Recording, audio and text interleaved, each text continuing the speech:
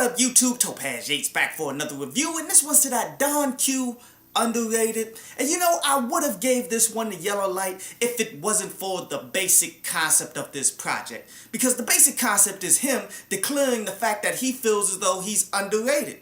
People are overlooking him as a MC, as though he got some of the best flow, delivery, and some lyricism and all of this stuff, man. But in reality, nah.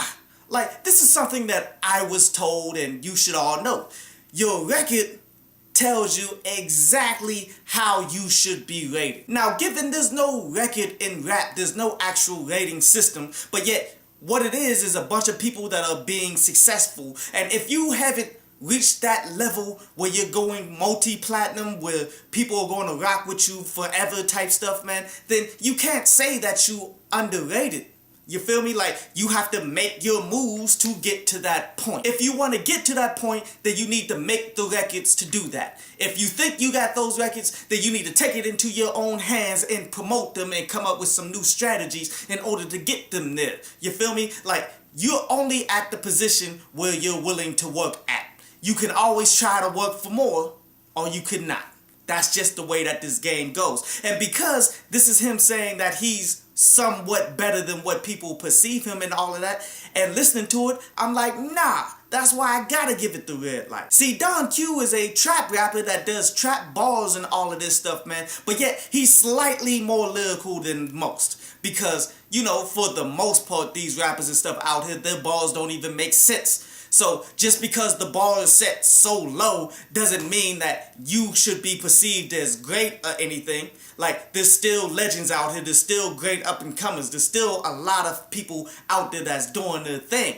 For you to try to draw comparisons and such and say that you're doing it because of this skill set that you're having right now. Because like most trap rappers and stuff out here, he's heavily reliant on production. If the production ain't fire, then his songs aren't going to be great. And that's exactly what we got here. Like, you got Young Chop on one beat, and then he seeked out a bunch of younger producers and stuff, which is cool, but yet none of that actually panned out into any good songs. Like, I honestly don't rock with any of this project. And then given that every single song, there's no like actual topic to be had there. It's really just him spitting, trying to showcase this skill set that he has, and it's lacking all the way around. But let's go ahead and break down these individual tracks, man, starting with that Everlasting, with some of the balls in here, and like most of them was I at best. Like, on this song, he says, he's gonna let the auto sing a tune to you. And then in the ad-lib, he pretty much says how a automatic weapon sounds when it sings at people and such, which that was slick. Or how he said, yo, I got my killer at your spot.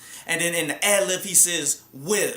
And he says, doesn't matter from noon to the moon. In which that's like some old school knowledge right there. Like, that's something that you hear from like the old school gangsters who got like a network like worldwide. Like, if you go ahead and betray them, then you better move to the moon, because they can find you wherever you go. In which he's playing off of that, and that's decent, but these are like the best bars. These is the best that he got, and is decent at best. The next song, No Doubt. This has the best bar that he had off the whole project, where he said that he's throwing that money up like he got bulimia. As in, if you in the strip club, you throwing actual money in the air to the women and all that, but yet people with bulimia, they struggle with eating and then going and throwing it up immediately to keep the weight down and stuff. Like, that was by far the best bar, but would you say that it was a great bar? And when he says little things like, okay, when I go off, there's no diffusing it, that was pretty cool as well,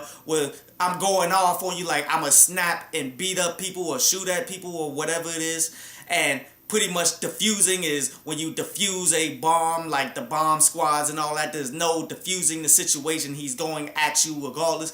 Cool, not great. The next song is that At the Top, where this is where he's pretty much trying to specifically make his point on why he feels as though he's underrated and all that. But this is maybe the least lyrical of all of the songs. The best bar that he said off this whole song is, yo, nothing's changed but the chain, the watch, the smile, the dress, all of that. Like, pretty much he's changed up everything, but yet he's still the same. Like, that was but for this to be the song where you're saying this is why I'm better than what people perceive, that makes it that much worse. The next song, Independent with G Herbo, this is what I'm saying, that there's a lack of actual concepts, because the basic concept of this project is pretty much saying I'm signed to a record label, but yet I was straight up doing my own thing independently in the streets. I bought all of the packages. I sold them myself. I was completely independent. But yet when you break down the lyrics that both of these individuals do,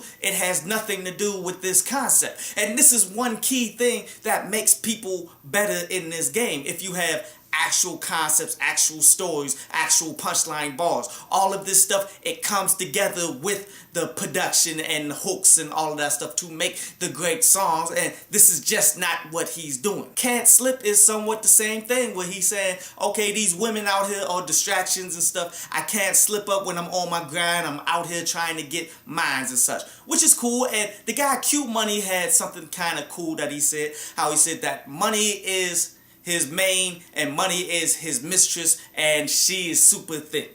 Pretty much comparing money exactly to women or whatever, man. And thickness as in I got a lot of money. That was cool, but yet the features off of this whole project was lackluster. And the last song, God Flow, is him pretty much ending it all here, where this is the thing that he's saying that he's great at, is his flow and his delivery and stuff, man. And nah, like, the way that he flows is cool, but yet there are people better than him. And I would say his delivery is lackluster as well. Like, there's a lot of better people within trap rap that does this. You feel me? As far as just delivery and flow, like, I would go more with the Migos than I would go with Don Q. We're not talking lyrics, because lyrics, he probably will have them, and it's not that big of a gap, which is crazy. If we're just talking delivery and flow, I'd take Logic over him. If we're talking lyricism, delivery, and flow, just an overall better package, I'd take Freddie Gibbs over him. I'd take Nick Grant over him. I'd take Dave East over him. Like, you feel me? Like, you are rated exactly how your records are moving, and you're not moving like these other acts are moving, dude. But I overall give this joint, man, a 4 out of 10. It's not garbage. It's just not as good as he thinks he is. I hope you enjoyed the show. You can follow me at Twitter up there. And you can go to downloadpads.com. That's down there to read today's article.